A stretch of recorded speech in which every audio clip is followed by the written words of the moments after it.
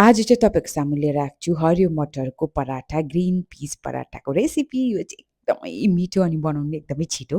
लु फटाफट बनाऊँ है। र यसको लागि चाहिँ लसुन लिएको छु मैले, ग्रिन चिल्ली लिएको छु अनि एकदमै फ्रेस मटर। र अब चाहिँ कराईमा 1 टेबलस्पुन जस्तो ओइल हालेर जिरा पड्काउने अनि यो तिनटालाई मजाले फ्राई गर्ने है। अनि स्वादअनुसार नमक हाल्ने अनि कम्ती ब्ल्याक पेपर हाल्ने र पाकेपछि चाहिँ प्लेटमा सेलाउने अनि चाहिँ अब मिक्सर जारमा ग्राइन्ड गर्नुपर्छ। पानी हाल्नु हुँदैन है, एक थोपा पनि है। यस्तो मजाको फाइन पेस्ट हुन्छ हो। र रोटीलाई चाहिँ एकपल्ट मजाले बेलेर बिचमा चाहिँ यसको स्टफिङ हालेर चाहिँ अब मजाले पराठालाई बेल्नुपर्छ। र बेल्दा पनि एकदमै सजिलो हुन्छ, न फुट्छ न टाल्लिन्छ हो, स्मुथली बेलिन्छ हेर्नुहोस् है। र यसलाई चाहिँ बटर या घीमा पकाउने। र आज चाहिँ मैले सर्भ गर्दैछु गाजर र मुलाको अचार, ग्रिन चटनी अनि अब पराठामा बटर छैन त मजै आउँदैन नि। सो गाइस तपाईँहरूले पनि डेफिनेटली ट्राई गर्नुहोस् होला। यो चाहिँ बिहान मर्निङ ब्रेकफास्टको लागि एकदमै पर्फेक्ट हुन्छ हो।